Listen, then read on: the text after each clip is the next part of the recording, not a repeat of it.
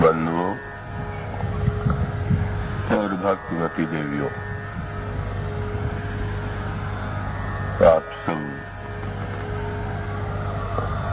यहाँ जिस दिव्य सद्भाव को लेकर कथा श्रवण के लिए एकत्र हुए हैं, उसके लिए मैं आपका स्वागत करता हूँ। आज प्रदेश के मंत्री श्री कन्हैयालाल जी शर्मा, जो पिछले वर्ष भी इस कथा यज्ञ में सम्मिलित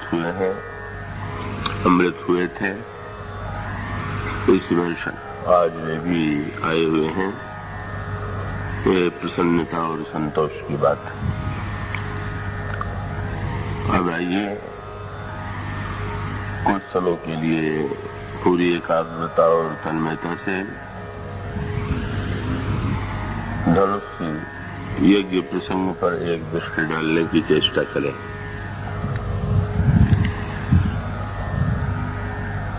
धनुष यज्ञ का जो प्रसंग है, उसमें कर्मयोग, ज्ञान योग और भक्ति योग, तीनों ही योगों का बड़ा अद्भुत परिचय और संकेत दिया गया है। और उन तीनों पर संक्षेप में दृष्टि डालने की चेष्टा करें।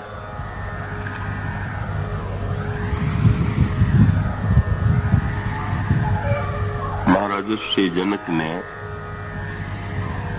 यह प्रतिज्ञा की है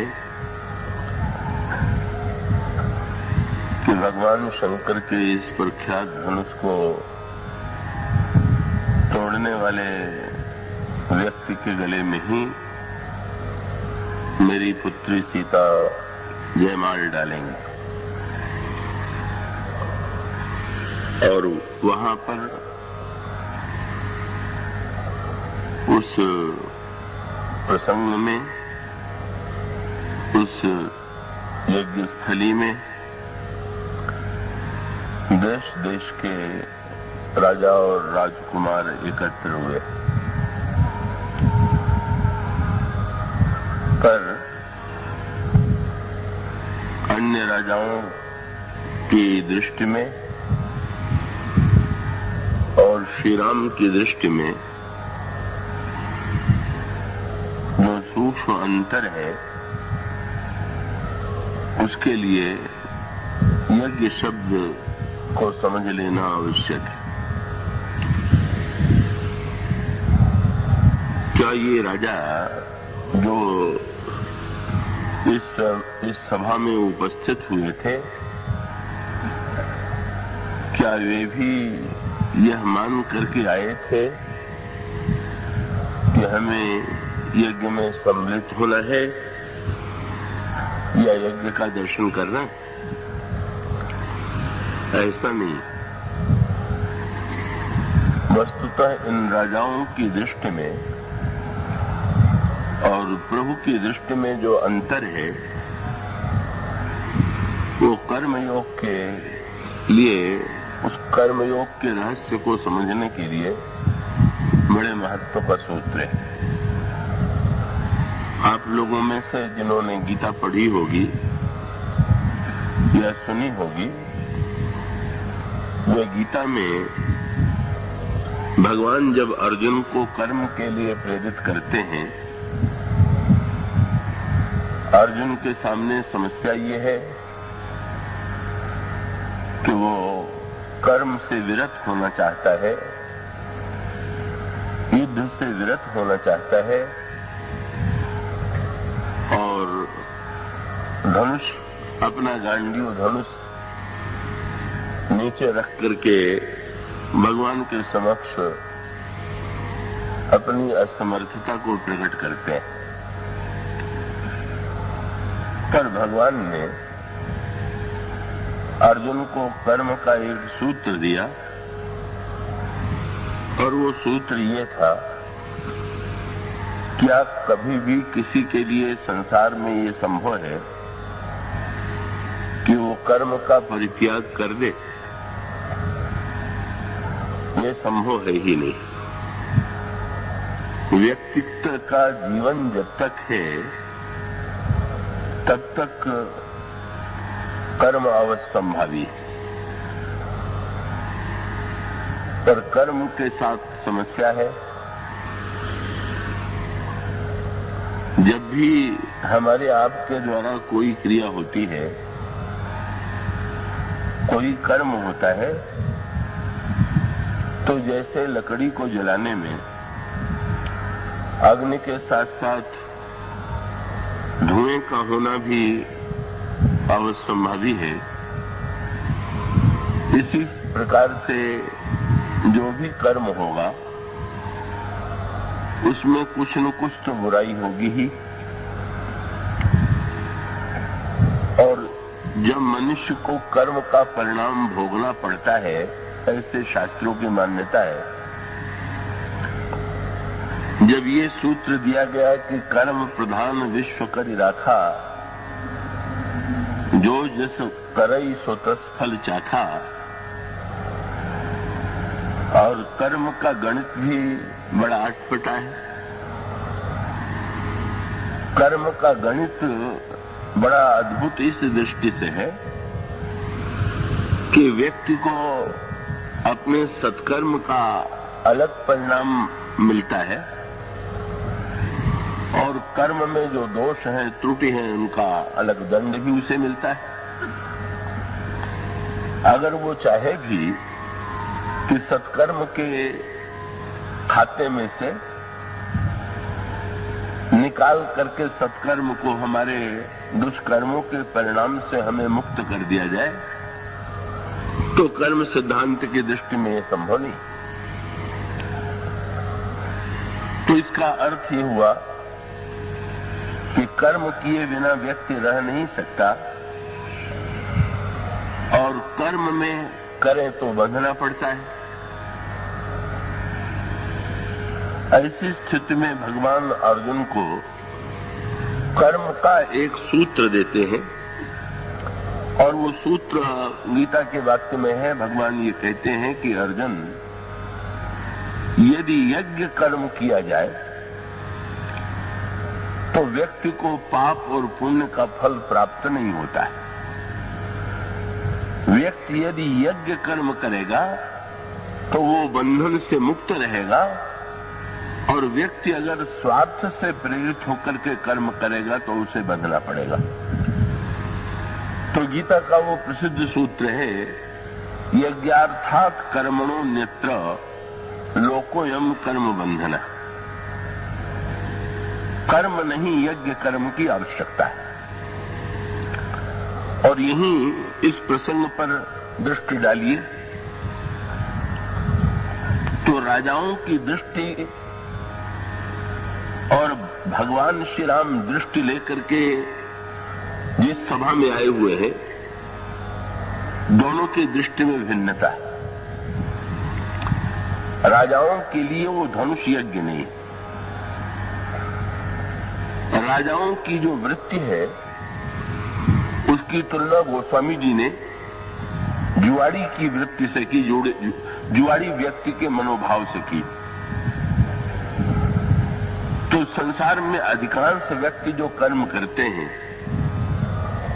वो जुआड़ीपन की भावना लेकर के करते हैं। इसीलिए गोस्वामी जी ने, अन्य राजाओं ने जब धनुष तोड़ने की चेष्टा की तो गोस्वामी जी ने कहा कि भाई जुआड़ी की वृत्ति क्या होती है, वो दांव लगाता है, और दांव तो जीतने के लिए ही लगाता है, लेकिन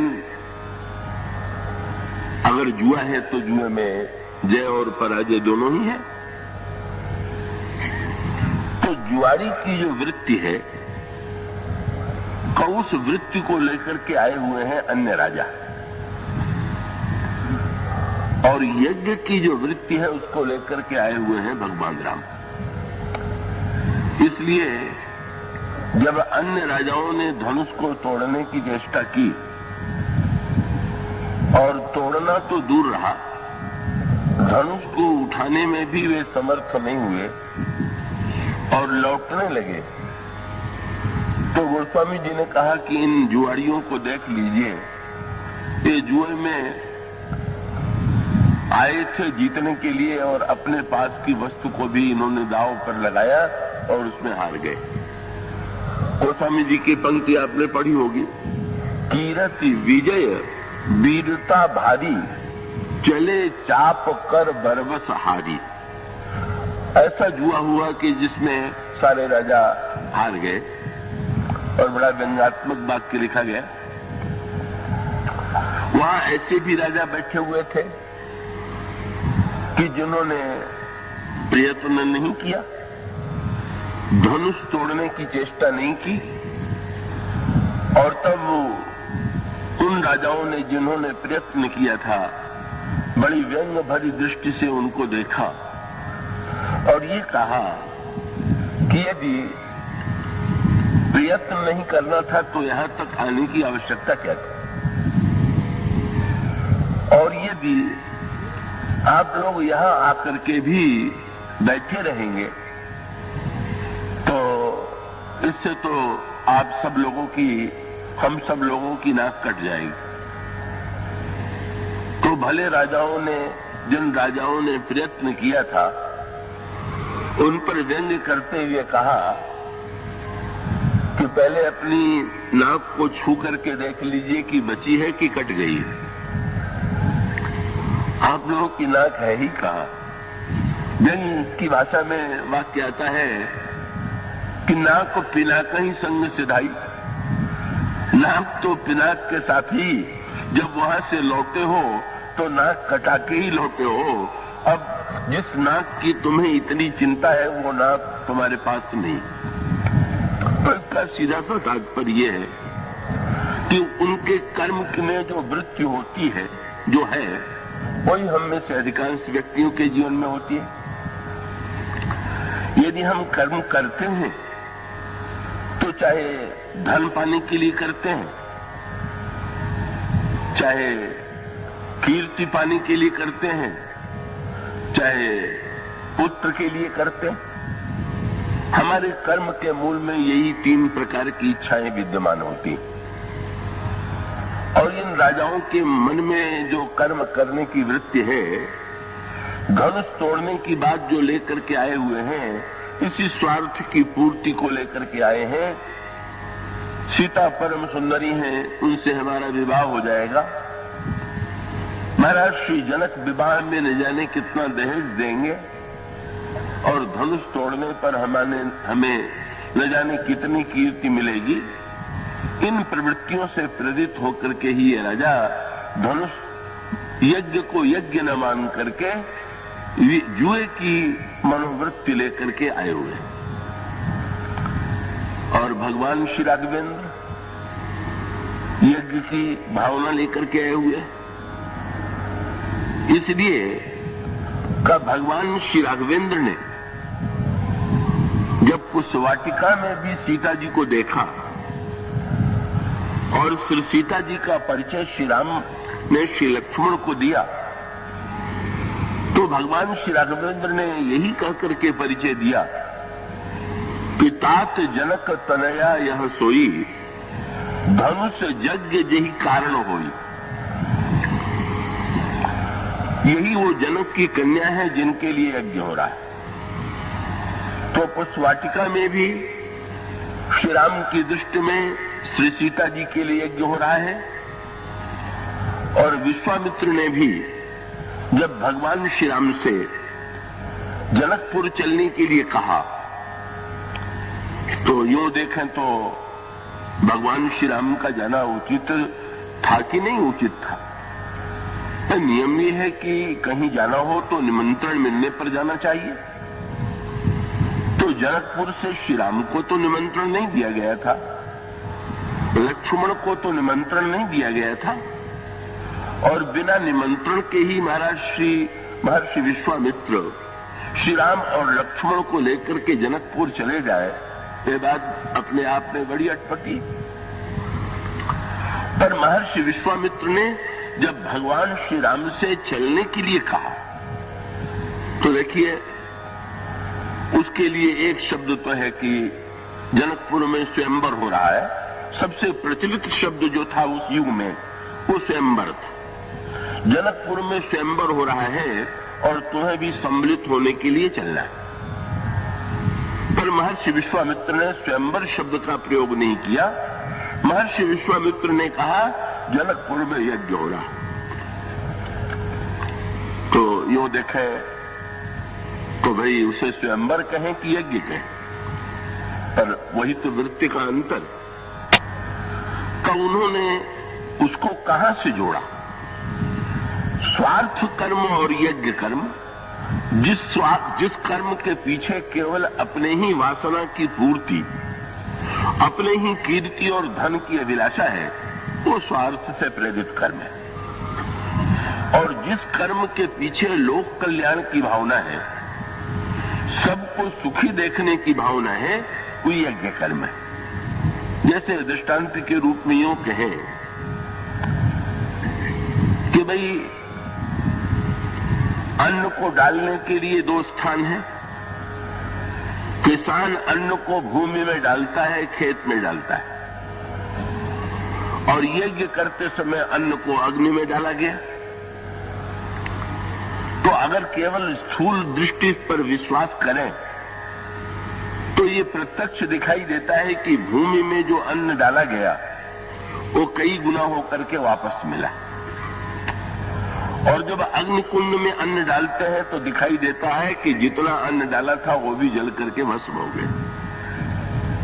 इसका सूत्र क्या हुआ कि किसान की वृत्ति जो है, कि किसान की वृत्ति, किसान पहले खेत से अन्न उत्पन्न करे और फिर अन्न को यज्ञ के लिए दे और यज्ञ में अन्न अग्नि में डाला जाए।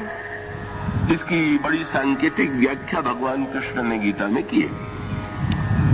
उन्होंने ये कहा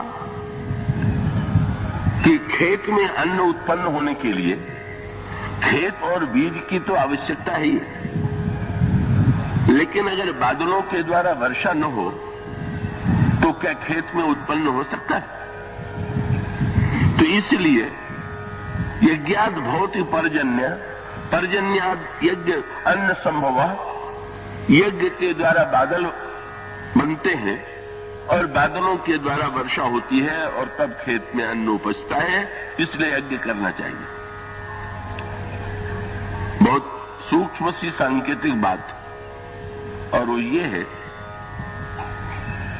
कि भाई जो अपने स्वार्थ के लिए किया जाने वाला कर्म है वो तो मानो किसान के समान भूमि में, जैसे हम भूमि में अन्न डालते हैं, इसी प्रकार से कामना का बीज जब हम कर्म की भूमि में डालते हैं तो जो कर्म कामना लेकर के हम कर्म करते हैं वो परिणाम हमको कई दिनों रूप में प्राप्त होता है, और यही हम चाहते हैं। पर यज्ञ करने का तात्पर्य क्या हुआ कि यज्ञ से बादल बनेगा। और बहुत बढ़िया बात, जब आप अपने खेत में अन्न डालते हैं तो आप ये मानते हैं कि ये खेत आपका है, बीज आपने डाला और जो मिलेगा उस पर आपका अधिकार है।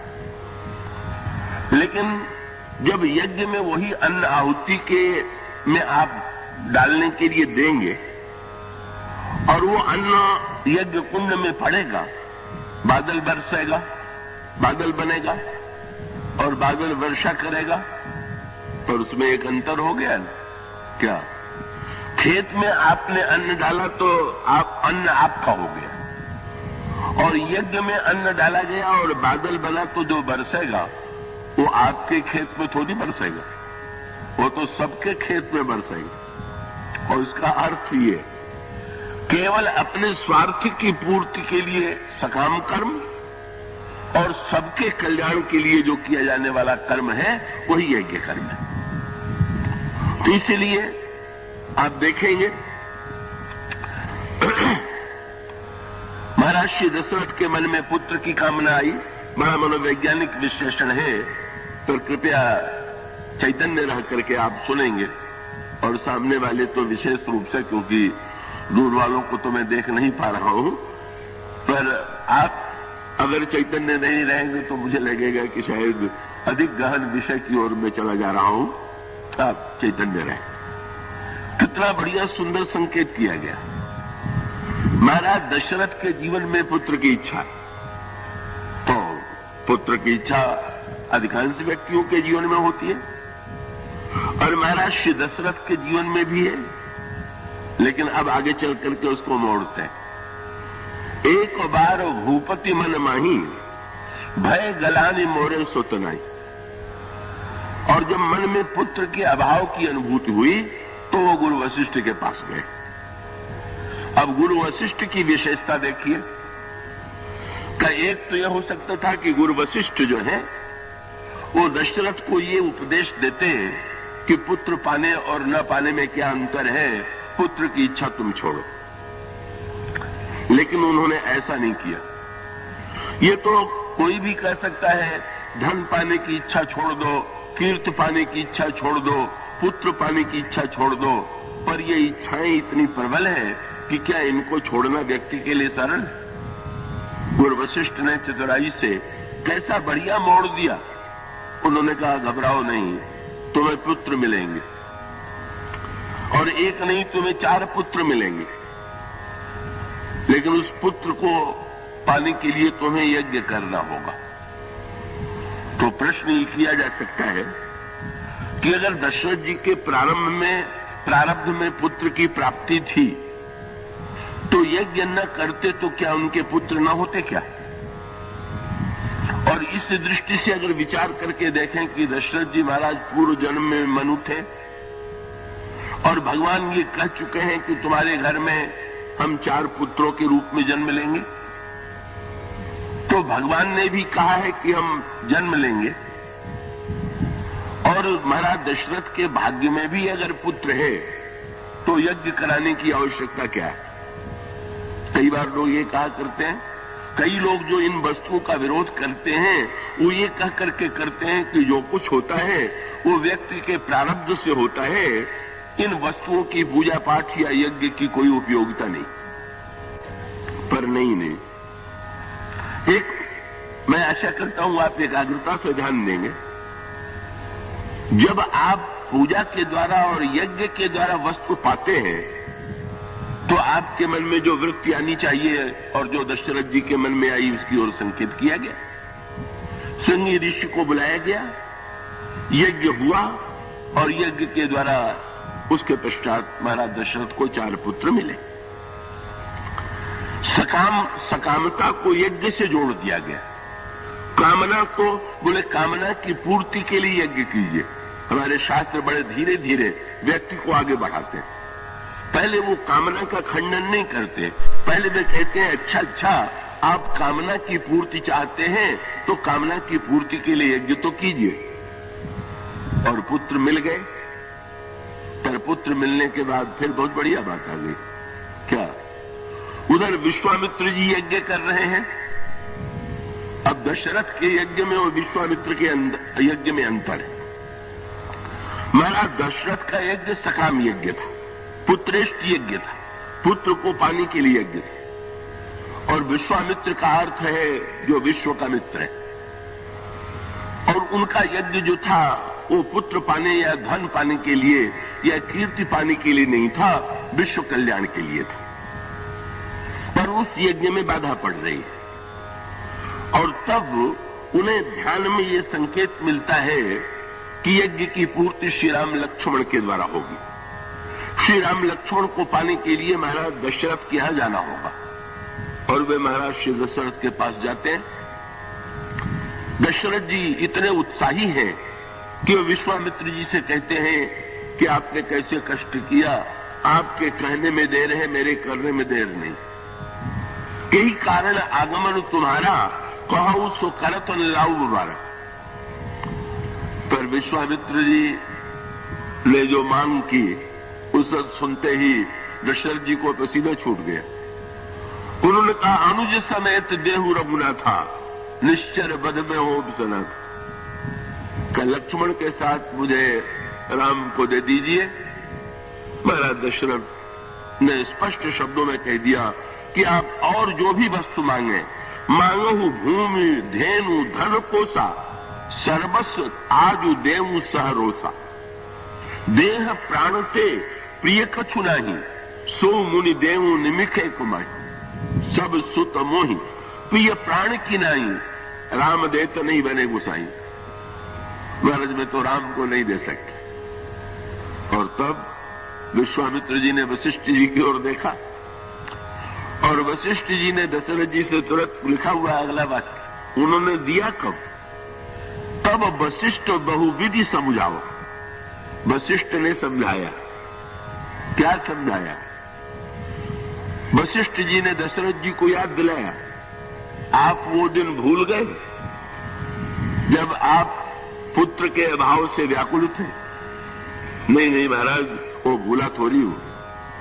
आपको पुत्र कैसे मिले थे? बोले आपकी कृपा से।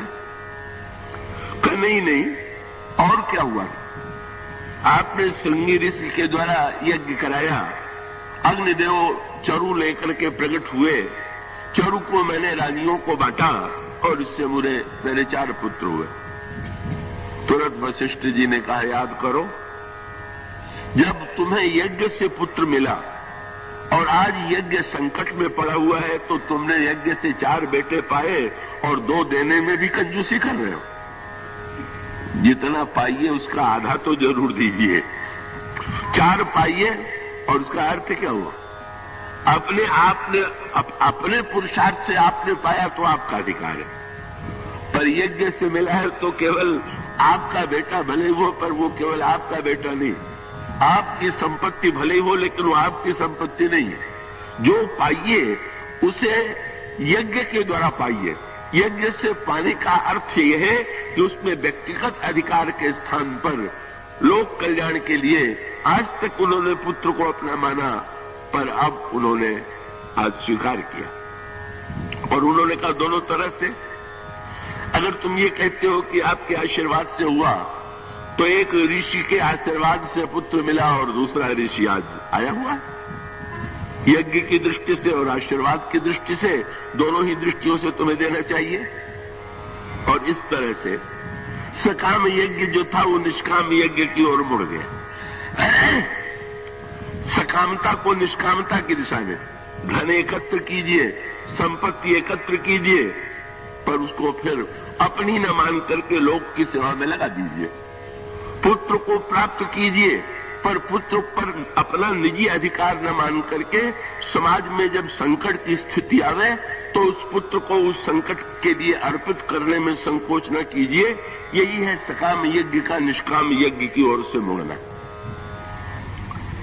और महाराज जनक का यज्ञ जो है उससे भी ऊपर का यज्ञ, दशरथ का यज्ञ सकाम यज्ञ, विश्वामित्र जी का यज्ञ निष्काम यज्ञ, लोक कल्याण के लिए किया जाने वाला यज्ञ, वो यज्ञ पूरा हो गया। अब विश्वामित्र जी को चाहिए कि श्री राम और लक्ष्मण को अयोध्या लौटा करके दशरथ जी को सौंप दें कि तुमसे मैंने यज्ञ की रक्षा के लिए तुम्हारे पुत्रों को मांगा था, मेरे यज्ञ की रक्षा हो गई, अब इन पुत्रों को आपको मैं सौंपता हूं। पर ऐसा नहीं हुआ, यज्ञ पूरा हो गया। महर्षि विश्वामित्र के आश्रम में भगवान राम रुके हुए और जनकपुर से सूचना आई और विश्वामित्र जी ने भगवान श्री राम से कहा कि राम जनकपुर चलना है। महाराज कहां?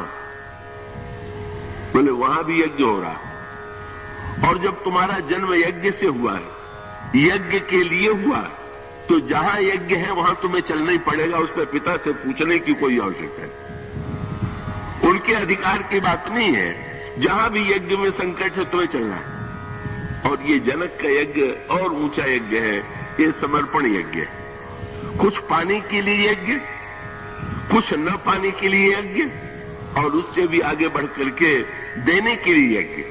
ईश्वर को भी समर्पित करने के लिए सर्वश्रेष्ठ यज्ञ जो है महाराज श्री जनक का, क्योंकि वो भगवान की शक्ति को भगवान को अर्पित करने के लिए, सीता को श्री राम को अर्पित करने के लिए ही महानतम संकल्प लिए हुए हैं।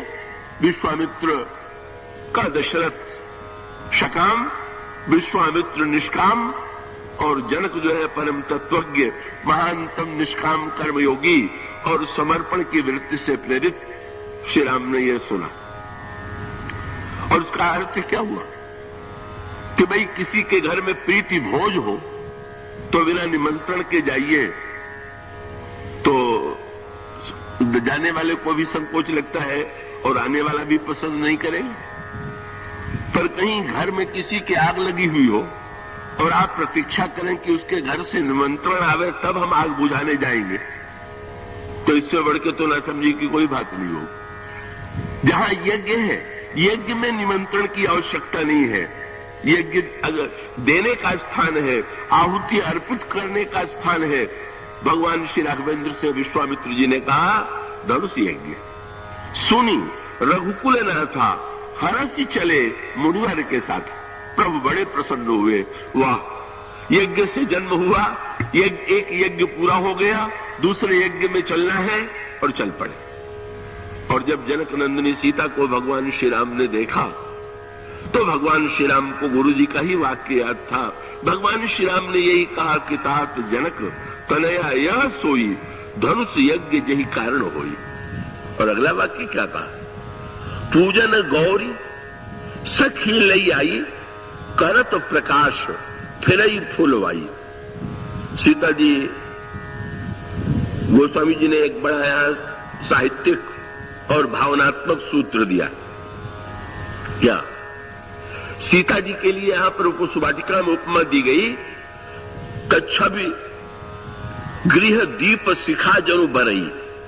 जब भगवान राम ने श्री सीता जी को देखा तो श्री सीता जी को देख करके कहा, लक्ष्मण सीता जी को देख करके ऐसा लग रहा है कि जैसे छवि के गृह में दीप शिखा जल रही, छवि गृह दीप शिखा जनु बरई। तो यहां पर एक सूत्र है, क्या आरण्य कांड में स्त्री सौंदर्य की तुलना दीप शिखा से की गई। श्री सीता जी भी बहिरंग दृष्टि से नारी है और उनको देख करके भगवान राम उनकी तुलना भी दीप शिखा से करते। पर आरण्य कांड में जब दीप शिखा कहा गया है तो निंदात्मक अर्थ में कहा गया, और बाल कांड में जब दीप शिखा कहा गया है तो प्रशंसात्मक अर्थ में कहा गया। दोनों में क्या अंतर है? वहां पर बहुत बढ़िया बात, कई लोग गोस्वामी जी को नारियों का बड़ा निंदक मानते और ऐसी पंक्तियां उनको मिल जाती हैं कि जिनके द्वारा ऐसा वे कहने की चेष्टा करते हैं कि वो तो गोस्वामी जी नारी के इतने निंदक, तो उसमें वो दोहा भी एक जुड़ जाता है और बहुत सी पंक्तियां तो ये है। पर आरण्य कांड के अंत में कहा गया, दीप शिखा सम युवती तन। अरे मन, स्त्रियों का सौंदर्य तो दीप शिखा है। पर गोस्वामी जी ने जो सूत्र दिया वो बड़े महत्व का। दीप शिखा प्रशंसनीय है कि निंदनीय? अरे भाई, दीप शिखा अगर न हो तो घर में उजाले ही न हो, व्यक्ति अंधेरे में ही बैठा रहे, दीप शिखा की निंदा कौन करेगा? तो सूत्र बड़े महत्व का, और वो महत्व का सूत्र यह है कि दीप शिखा में दो बातें हैं। क्या? एक तो प्रकाश और दूसरे दाहकता है, जलाने की क्षमता है। तो बुद्धिमान व्यक्ति कौन है कि जो दीप शिखा को जला करके प्रकाश ले ले। और पतंगे की मूर्खता क्या है कि वो दीपक से प्रकाश न लेकर के स्वयं उसको उसमें चढ़ उसके ऊपर जाकर के अपने को जला लेता। इसीलिए रावण ने जब ये कहा कि मैंने कैलाश को उठा लिया और अपना सिर मैंने का शंकर जी के सामने अग्नि में डाल दिया, अंगद हंसने लगे। मेरे इतने बड़े महान कार्य को तू सुन के हंस रहा है? तो अंगद ने कहा कि मैं समझ गया, तुम्हारी तुलना दो ही से की जा सकती है। किससे? उन्होंने कहा, भाई जरा ही पतंग विमोह बस। अरे मूर्ख, अग्नि में सिर जलाना चाहिए कि अज्ञान जलाना चाहिए? सिर जलाने की जरा अगर तूने अभिमान जला दिया होता तो जलाने की सार्थकता थी। जलाया सिर तो न जाने कितने पतंगे रोज दीपक और अग्नि में अपने को जला रहे हैं, तो क्या वो बड़े महान हैं? तो तेरी वृत्ति तो पतंगे के समान मूर्खता की है। और अगला वाक्य तो और भी उन्होंने व्यंग्यात्मक कहा, क्या, जरही पतंग विमोह बस भार बहई खर वृंद, गधे बहुत बोझा उठाते। शंकर जी को कैलाश पर उठाने, सिर पर उठाने की जगह अगर सचमुच उनको अपने सिर में विश्वास के रूप में धारण कर लिया होता, गधा चंदन की लकड़ी लेकर के आने वाला व्यक्ति ठीक है कि एक गधे के ऊपर 10 मन चंदन की लकड़ी लाद दी गई तो क्या बड़ी प्रशंसा हो गई कि वाह कितना महान गधा है, इतना चंदन लिए हुए। अरे वो तो चंदन ढो रहा है, चंदन तो छोटा सा लेकर के जो माथे पर लेप कर रहा है वो चंदन का सदुपयोग कर रहा है। अंगद ने यही कहा कि तुम्हारा दुर्भाग्य है, तुमने कैलाश को उठाया, शंकर जी को सिर पर बैठाया, लेकिन गधे की तरह तुमने बोझ बना के उठाया।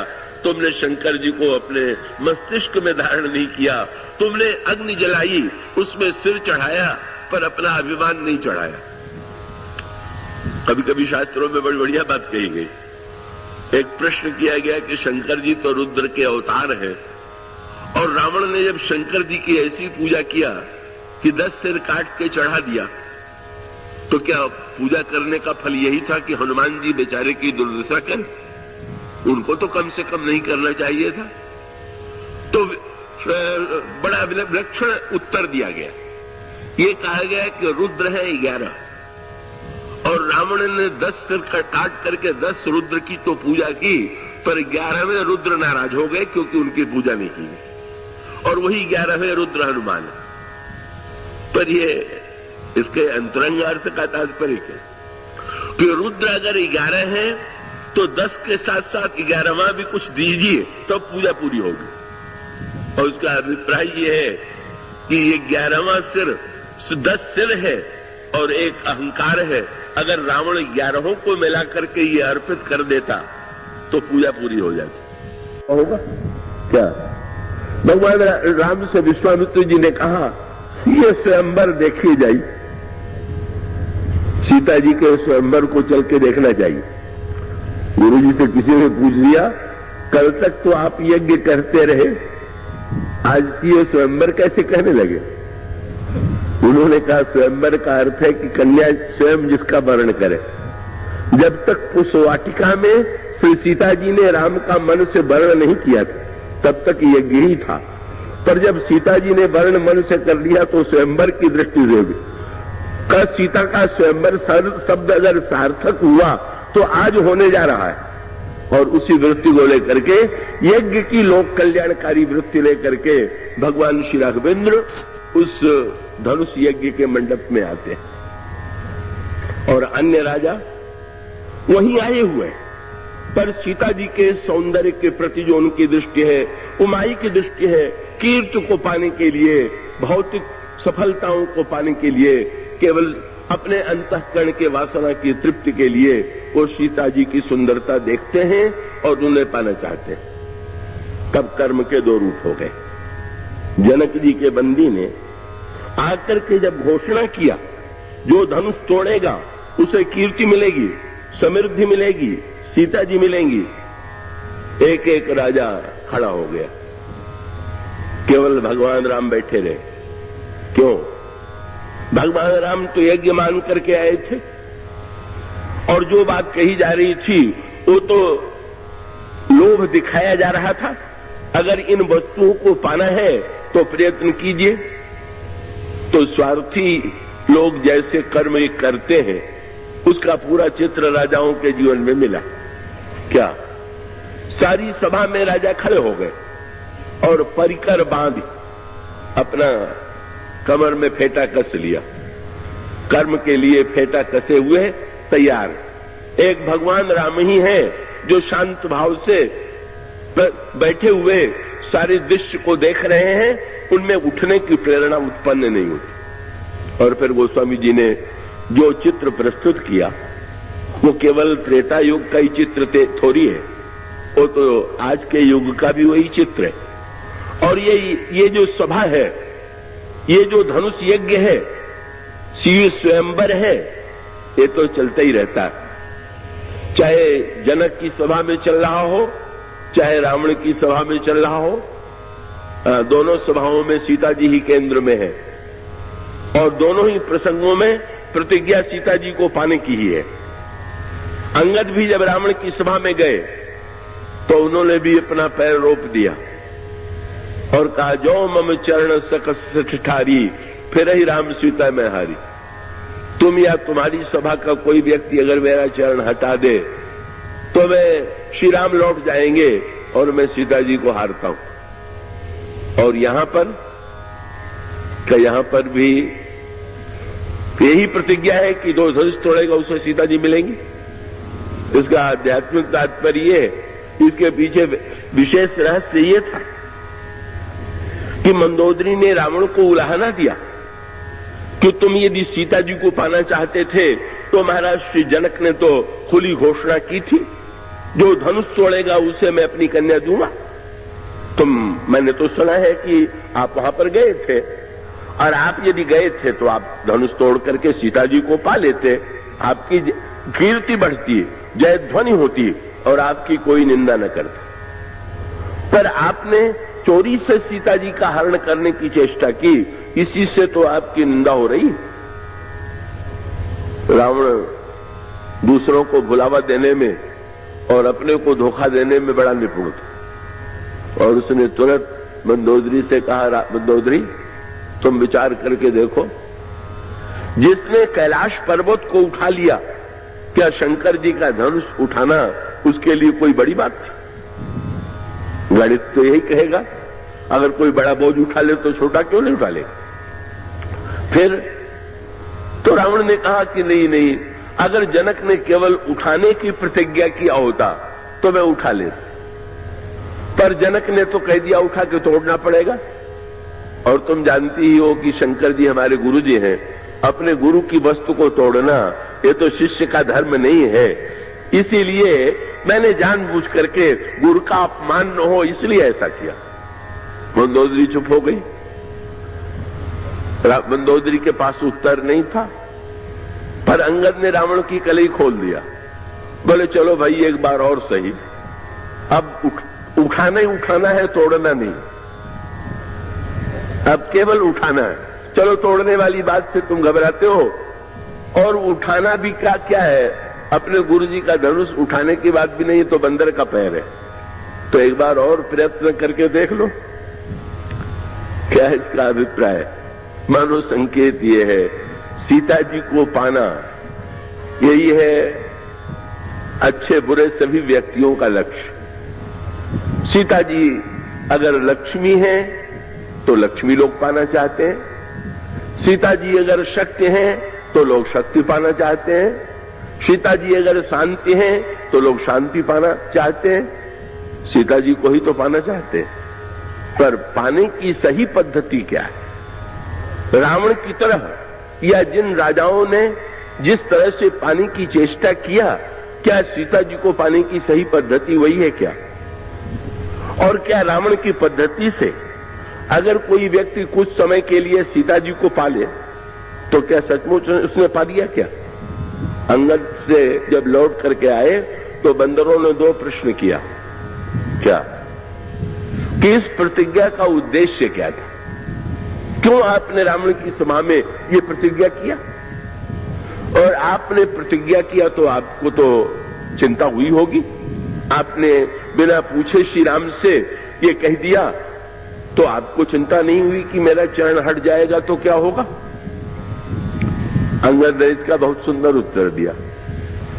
एक तो उन्होंने कहा कि रावण ने संसार को ये धोखा दिया था कि मैंने सीता जी को पा लिया, और लोगों को भी ये धोखा हो गया था कि रावण सीता जी को ले आया तो पा गया।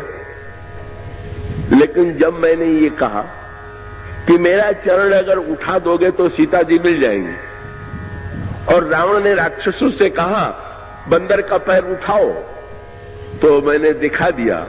बोले रावण तुमने अगर पा लिया होता तो ये पैर उठवाने की जो चेष्टा कर रहे हो ये करते ही नहीं, तब तो तुम ये कही देते कि तुम क्या कह रहे हो, वो तो मेरे पास ही है। पर इसका अर्थ है रावण, कुछ लोग को देख के धोखा होता है कि इन्होंने लक्ष्मी को पा लिया है, शक्ति को पा लिया है, पर भीतर से वो खोखले होते हैं, पाया हुआ कुछ नहीं होता। पाना और वस्तु है, दिखाई देना और वस्तु है। का इसलिए मैं बताना चाहता था कि रावण के समान जब कोई व्यक्ति पाता है तो वो उसका पाना नकली होता है, असली पाना नहीं होता। तो वस्तु को केवल ढोता है। आप बाजार में कोई वस्तु खरीदें और किसी मजदूर के सिर पर लाद दें, आप चले जा रहे हैं, मजदूर के सिर पर वस्तु लदी हुई है, तो वस्तु आपकी है कि जो ढो रहा है उसकी?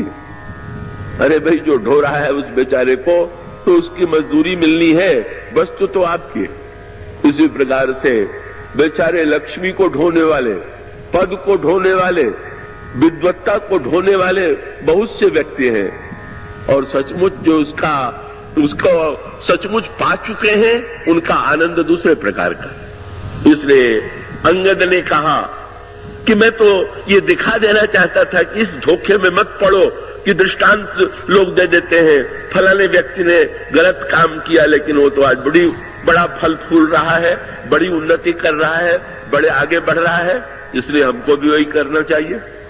अगर ऐसे लोग बढ़े हुए दिखाई भी दें तो भ्रम में पड़ने की आवश्यकता नहीं। और अंगद से पूछ दिया कि आपको चिंता हुई कि नहीं हुई? तो अंगद ने हंस के कहा कि मैंने जो दाव लगाया था वो किसकी वस्तु है? सीता जी किसकी है? बोले तो श्री राम की शक्ति है। तो श्री राम की शक्ति है तो चिंता भगवान को होगी कि मुझे चिंता होगी उनको बचानी? मुझे कोई चिंता होने लगी? और उन्होंने कहा मेरा चरण तो सबने पकड़ लिया उस समय, मेरा चरण तो का उठने की कोई संभावना नहीं थी, पृथ्वी ने भी मेरा चरण पकड़ लिया, क्योंकि सीता उनकी पुत्री है, वे क्या कभी कल्पना कर सकती है कि रावण को मिले? और हनुमान जी जैसे भक्त का संकल्प भी मेरे चरण को पकड़ लेता है। क्यों? हनुमान जी ने रावण को उपदेश दे दिया था कि राम चरण पंकज उर धरहु, लंका अचल राज्य तुम करो। भगवान के चरण को धारण करो तो लंका का पद अचल हो जाएगा। अंगद ने कहा मैंने तो हनुमान जी के वाक्यों पर विश्वास कर लिया कि जब संत कहता है कि भगवान का चरण हृदय में धारण करने से लंका का पद अचल हो सकता है, तो क्या मेरा पद उनका अचल नहीं हो जाएगा? तो अब चिंता हो तो या तो संत को हो या भगवान को हो कि उनकी बात झूठी न होने पावे। मैं तो निश्चिंत भाव से, मनुसूत्र ये है, उन्हें पा दे, या तो व्यक्ति पा नहीं सक रहा और पाता है तो रावण की पद्धति से पा करके अंत में खो बैठता है। और या धनुष यज्ञ में जो राजा एकत्र हुए हैं, उनके कर्म करने की पद्धति हमारे जीवन में है। हम भी कर्म करने के लिए फेंटा कसे हुए हैं, और उतना ही नहीं, बड़े बेचैन, भाग दौड़ की होड़ लगी हुई है। ऐसी सभा में जनक के भगदड़ लगी कि ये लगे ही नहीं कि राजा लोग एकत्र हैं। क्यों? सबकी होड़ यही है कि हमसे पहले कोई पहुंच करके कहीं ये वस्तु न पाले, सीता को न पाले, कीर्ति न पाले, इसलिए होड़ दौड़ लगी हुई। चारों ओर से राजा बढ़े, और जब बढ़े तो क्या करते हैं? चले इष्ट देवन सिर नाई। किसी ने गणेश जी से प्रार्थना किया, किसी ने शंकर जी से, किसी ने विष्णु भगवान से, किसी ने पार्वती जी से, लेकिन ये सारी प्रार्थना और पूजा व्यर्थ गई। तो बहुत से लोग जब कहीं चलने लगते हैं तो जरूर स्मरण करते हैं किसी न किसी देवता का जिसकी पूजा करते हैं। पर प्रश्न तो यह है कि देवता भी क्या करे? दो व्यक्ति मुकदमा लड़ने चले, आपस में एक दूसरे के विरोधी, और दोनों गणेश जी की याद करके चले तो गणेश जी किसको जितावे और किसको हरावे? देवता एक को हरावे और दूसरे को जितावे तो किसको? सो भाई यहां पर भी व्यंग यही है कि जिस समय गणेश जी की याद करके देवता राजा भाग रहा है और भाग करके धनुष के पास पहुंचा, उसने कहा गणेश जी तोड़वा दीजिए। और वहां तो गणेश जी के हजारों भक्त राजा थे, वो भी गणेश जी को मनाने लगे, इससे मत तोड़वाइएगा। अब एक कह रहा है तोड़वाइए और हजार कह रहे हैं न तोड़वाइए। और ये भी जब बिना तोड़े लौटने लगा तो गणेश जी से कहा कि पूजा तो मैंने आपकी बहुत की, बड़े लड्डू खिलाए, लेकिन आपने तो नहीं तोड़वाया, पर अब इतनी कृपा जरूर कीजिएगा कि अब किसी से न तोड़वाइएगा। वस्तु मिले तो मुझे मिले, लक्ष्मी मिले तो हमें मिले, शक्ति मिले तो हमें मिले, पद मिले तो हमें मिले, नहीं दूसरा किसी को न मिले। जो मिलना चाहिए वो हमें, हमारी प्रार्थना और पूजा इसी प्रकार की तो है। वो दो धनुष यज्ञ का सारा वो दृश्य तो जीवन का सत्य है। अगर गहराई से झांक करके देखें वही क्रिया चल रही। और उसके बाद भगवान राम मुस्कुराते हुए सारे दृश्य का आनंद ले रहे हैं। और उसके बाद अचानक भूप सहस्र दस एक ही 12, अंत में अलग अलग चेष्टा करके जब थक गए तो 10,000 राजा एकत्र हो गए और मिलकर के धनुष उठाने लगे। अब कई लोग तो ऐसे गणित के भूगोल के प्रेमी बन जाते हैं कि पूछते हैं कि धनुष कितना लंबा चौड़ा था, 10,000 राजा कैसे लगे होंगे। क्या रामायण कोई गणित का ग्रंथ है क्या? क्या ये गणित के लिए लिखा गया है क्या? उसमें जो तात्विक तात्पर्य है उस पर विचार दृष्टि डालिए। ये 10,000 अंक में जो व्यंग है उसको समझने में उसकी सार्थकता है। धनुष की लंबाई चौड़ाई कितनी थी उसको नापने के बाद भी आज वो मिलने वाला तो है नहीं। भाई सत्य तो ये है, कल की कथा जिन्होंने सुनी होगी, आज बहुत से लोग नए हैं, धनुष अहंकार है। और बहुत बढ़िया बात, धनुष कितना लंबा चौड़ा, और इसका उत्तर यही है कि अहंकार कितना लंबा चौड़ा। आज तक अहंकार को किसी ने ठीक ठीक नाप के दिखाया है? अरे भाई, शिव का अहंकार, ये तो विराट का अहंकार है। एक व्यक्ति के अहंकार को नापना कठिन है, और जो विराट का अहम है उसकी तो कोई सीमा ही नहीं। 10,000 के अंक का क्या महत्व है? वो तो सारी सृष्टि के लोग उसी धनुष को उठाने में तो अब भी लगे हुए हैं। उसी अहम के धनुष को उठाने की चेष्टा में सब लगे हुए हैं। 10,000 के अंक में तो व्यंग ये है कि 10,000 के अंक में का एक राजा से किसी ने पूछ दिया कि कितनी बड़ी नासमझी तुम लोग कर रहे हो, जब विवाह से एक का ही होना है तो तुम लोग 10,000 एक साथ धनुष तोड़ रहे हो। तो उस राजा ने यही कहा कि 10,000 में भी अंक तो एक ही होता है, बाकी तो शून्य होते। तो एक मैं हूं और बाकी शून्य।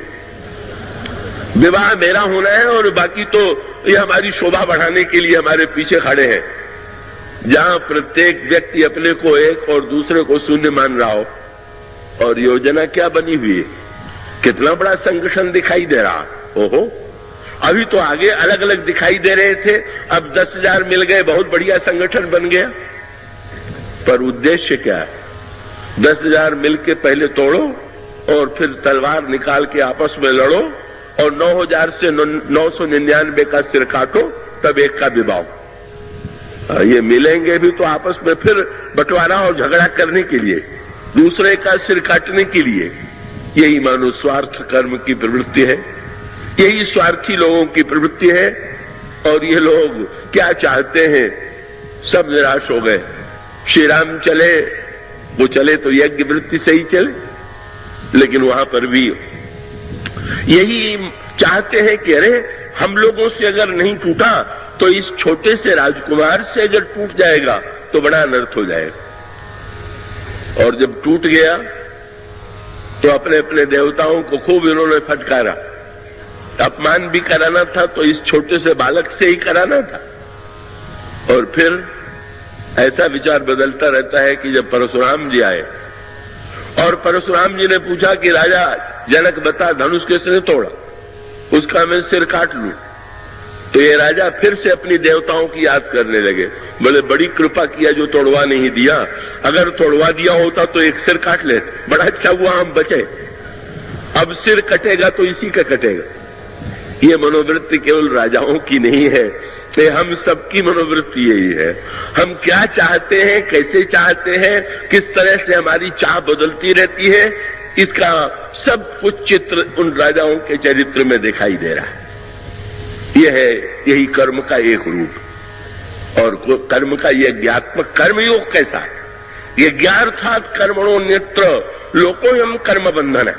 भगवान राम बैठे हुए, अंत में जनक निराश हो गए।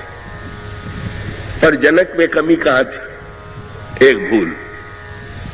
उन्होंने कहा तजहु आस निज निज गृह जाहू, लिखा न विधि वैदेही विबाहू, सुकृत जाई जो पन परिहरऊं, कुंवरी कुंवारी रहे का करऊं, जो जनते भट बिन भूय भाई, तो पन कर होते न हसाई। और उनके मुंह से एक वाक्य निकल गया। जो वाक्य निकल गया वो बहुधा निष्काम लोगों में भी वो कमी पाई जाती है जो जनक के वाक्य में थी। क्या? कि जो लोग कल्याण के लिए निष्काम भाव से कर्म करते हैं, उनके मन में भी ये दुर्बलता रहती है कि मैं जो कर रहा हूं वो तो निस्वार्थ भाव से कर रहा हूं, पर दूसरा जो करेगा तो जरूर स्वार्थ से करेगा। इसका अर्थ है कि व्यक्ति कहीं न कहीं ये अभिमान पाले हुए है कि अगर मैं कर रहा हूं तो मैं तो निष्काम हूं, पर दूसरा से काम। महाराज जनक के मुंह से भी वाक्य निकल गया, मैं मान ही नहीं सकता कि कोई संसार में ऐसा हो सकता है कि जो इतनी बड़ी वस्तु का लोभ छोड़ दे। उनका वाक्य आपने पढ़ा, वो क्या कहते हैं? कुंवरी मनोहर विजय बड़ कीरति अति कमनीय। कितनी सुंदर मेरी कन्या है, कितनी बड़ी कीर्ति है, कितनी बड़ी सफलता है। क्या संसार में कोई व्यक्ति ऐसा हो सकता है कि जिसके अंतःकरण में इन वस्तुओं को पाने का लोभ न हो? भगवान राम फिर भी बैठे रहे। लक्ष्मण जी क्यों बिगड़े? बात है कि ये दोनों महान वैराग्यवान हैं, लक्ष्मण जी भी और जनक भी। लक्ष्मण जी का तो रूप ही आध्यात्मिक रूप दृष्टि से वैराग्य का है। लखन राम सीता सहित राजा पर्ण कुटीर भगत ज्ञान वैराग्य जन सोत दर शरीर। और जनक जी स्वयं अपने मुंह से विश्वामित्र जी के सामने घोषणा करते हैं, सहज विराग रूप मन मोरा। मेरा मन तो सहज विरागी है। सो दोनों वैराग्यवानों में जो नोक झोंक हुई, बस इसमें विजयी लक्ष्मण हुए महाराज जनक ने। क्यों? जनक जी ने यह मान लिया कि अगर कोई टूट नहीं रहा है तो तोड़ने वाला कोई व्यक्ति नहीं है, समर्थ कोई व्यक्ति नहीं है, नहीं तो इतनी बड़ी वस्तु के लोभ को छोड़ दे क्या कभी ऐसा व्यक्ति संसार में हो सकता है? वहां तो लक्ष्मण जी भी ऐसे हैं जिनमें महानतम सामर्थ्य, पर उनके जीवन में कामना का लेश नहीं। केवल जनक ही विरागी है क्या? लक्ष्मण विरागी नहीं है क्या? और दूसरी बात, लक्ष्मण जी को जो बुरी लग गई कि जनक के मुंह से निकल गया कि मेरी कन्या कुंवारी रह जाएगी, मैं क्या करूं? लक्ष्मण जी खड़े हुए और जनक जी को फटकारा, माखे लखण कुटिल भई भौ है, रदपुट फरकत नैन रिसो है, कहीं न सखत रघुबीर डर, लगे बचन जनुबान, नाई राम पद कमल सिर, बोले गिरा प्रमाण। और उन्होंने ये कहा कि जो वाक्य महाराज जनक ने कहा है, इनकी जगह अगर किसी साधारण अल्पज्ञ व्यक्ति ने कहा होता तो मैं बुरा न मानता, लेकिन इतना बड़ा ज्ञानी, कहीं जनक जस अनुचित बानी। भगवान राम उठ क्यों नहीं रहे? और लक्ष्मण जी खड़े हुए तो लक्ष्मण जी आलोचना क्या कह रहे हैं? और इतने नहीं, लक्ष्मण जी ने अंत में ये कह दिया कि प्रभु आप आज्ञा दीजिए तो मैं धनुष तोड़ दूं। नाथ जानिए साय सोई, कौतुक करिए बिलोको सोई, कमल लाल जिमि चाप चढ़ावो, जोजन सत प्रमाण ले धावो, तोरो छत्रक दंड जिमि तो प्रताप बलनाथ, जो न करो प्रभुपद शपथ कर्ण धरो धनुबात। लक्ष्मण जी धनुष को तोड़ने के लिए तैयार हो गए। क्या उनके मन में विवाह की इच्छा है क्या? और नहीं है तो ऐसा क्यों कह रहे? लक्ष्मण जी से किसी ने पूछ दिया, आपने ऐसा कैसे कह दिया कि मैं तोड़ दूं? लक्ष्मण जी ने कहा कि अगर मैं मानता होता कि धनुष टूटने के बाद विवाह होगा तो मैं कभी न कहता, पर पुष्प वाटिका में पहले मैं देख चुका था कि विवाह तो पहले ही हो गया है, कब विवाह अब होना थोड़ी बाकी है। जितनी चिंता इनको विवाह की हो रही है ये अलग अलग है। कब भौतिक लीला में भी लक्ष्मण कल पुष्प वाटिका में श्री राम और श्री सीता जी का विवाह ही नहीं, मिलन भी देख चुके हैं। पुष्प वाटिका में दोनों का मिलन हुआ। मिलन शरीर से नहीं हुआ, वाक्यों से नहीं हुआ, दोनों एक दूसरे से नहीं मिले, पर वहां तो विवाह भी हो गया, दूल्हा सज के आ भी गया। हाँ, सारा दृश्य पहले हो गया, धनुष टूटने के पहले ही। और उसका अर्थ क्या हुआ?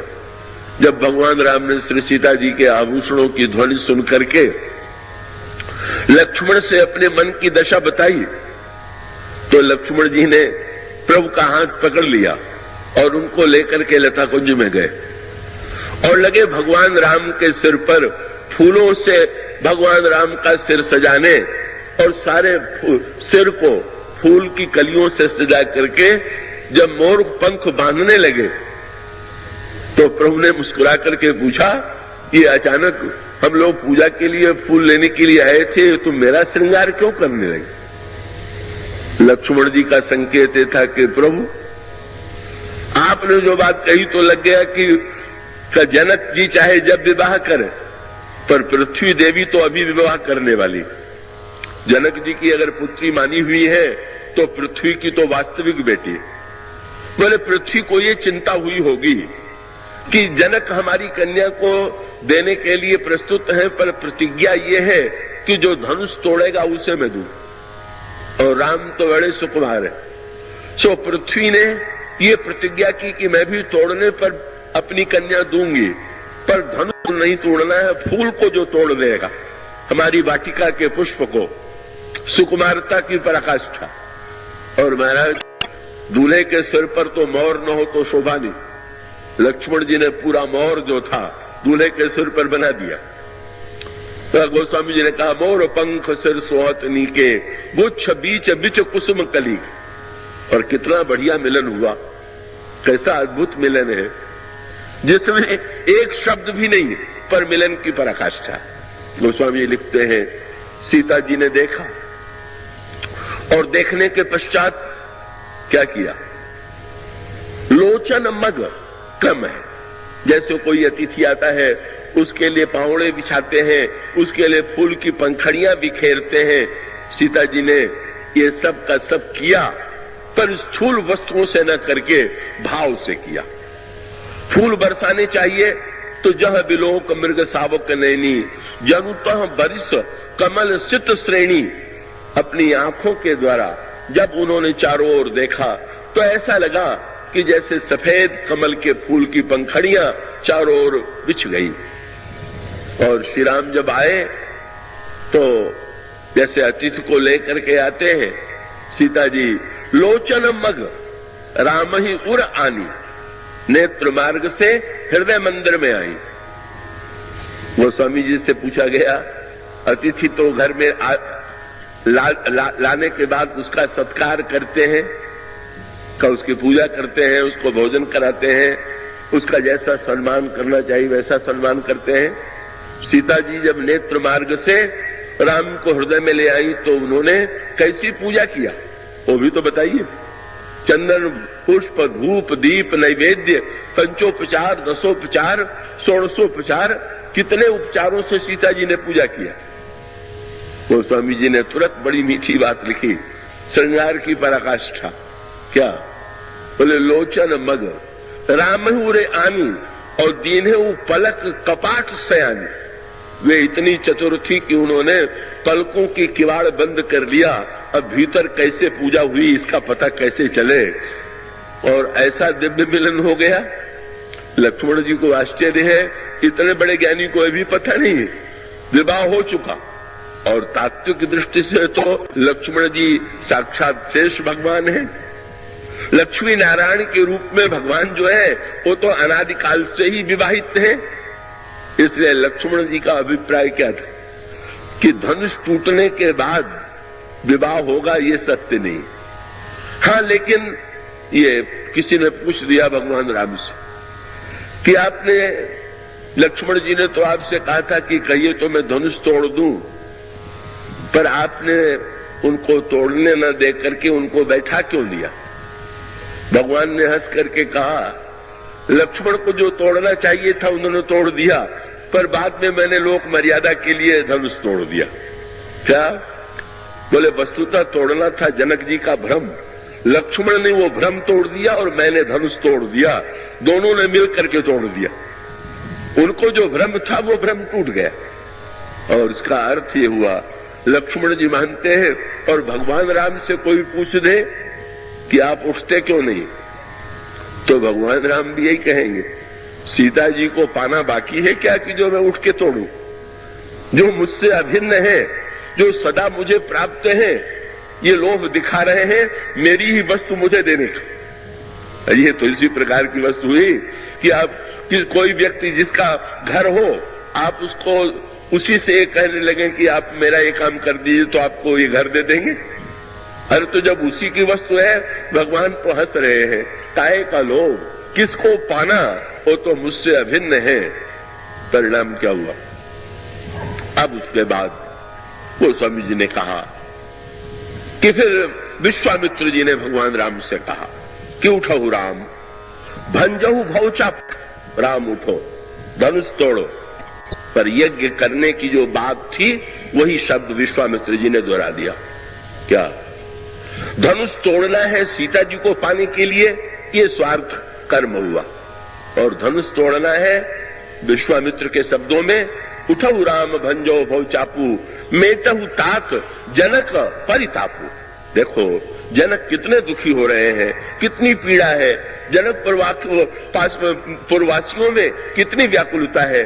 तुम तो दुख मिटाने के लिए, पीड़ा मिटाने के लिए हुई तो अवतरित हुए हो, इसलिए तुम अपने पाने के लिए नहीं पर लोगों की पीड़ा मिटाने के लिए उठो।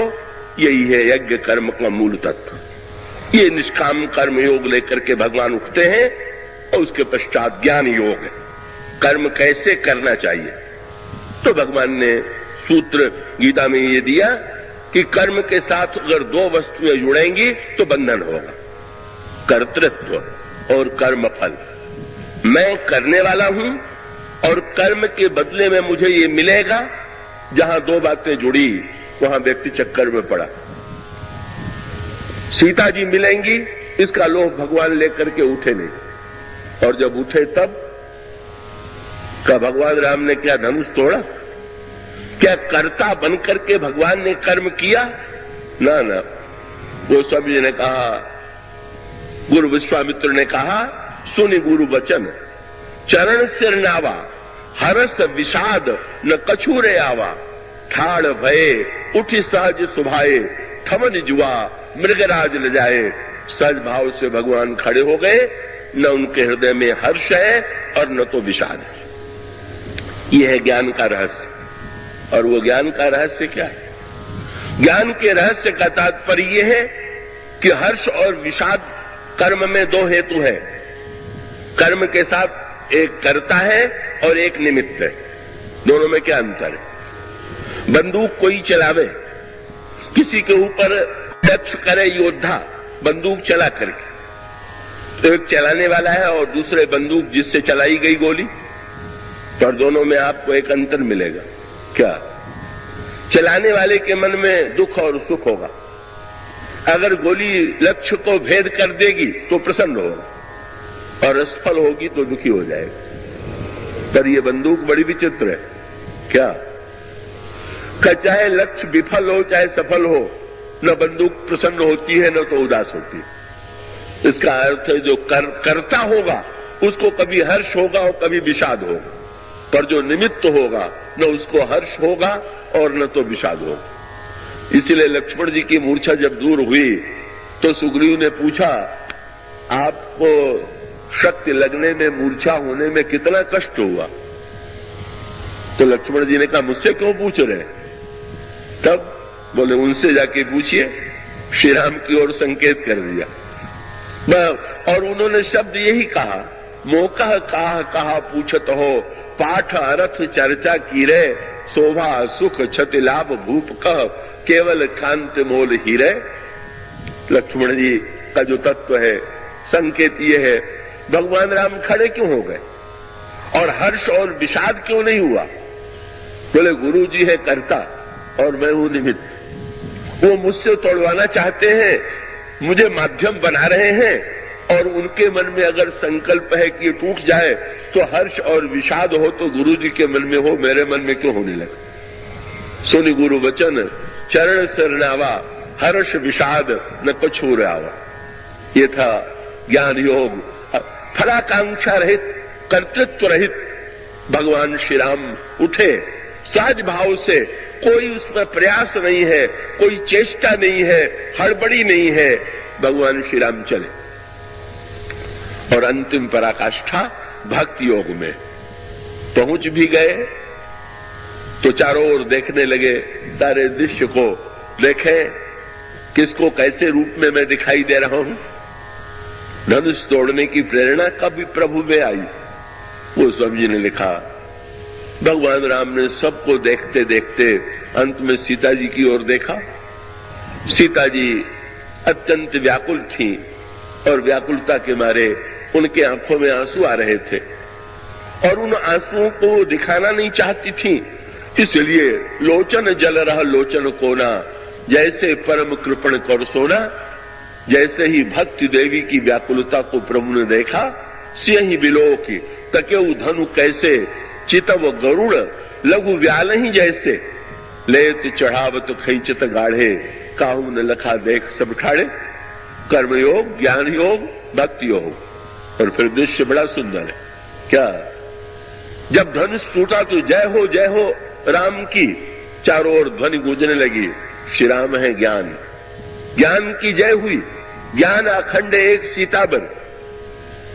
लोगों ने तुलसीदास जी को याद दिलाया, ज्ञान ही आपने सिद्ध कर दिया कि धनुष के अंधकार को दूर करने वाला, अभिमान को तोड़ने वाला अखंड ज्ञान जो है उसी की जय हो रही। पर लक्ष्मण जी ने, तुलसीदास जी ने कहा, लेकिन ये ध्यान रखिएगा कि जय श्री राम की चाहे जितनी हो, पर जयमाला तो सीता जी के हाथ में है। जब तक वो नहीं पहनावेंगी तब तक जय को प्रमाण पत्र नहीं मिलेगा।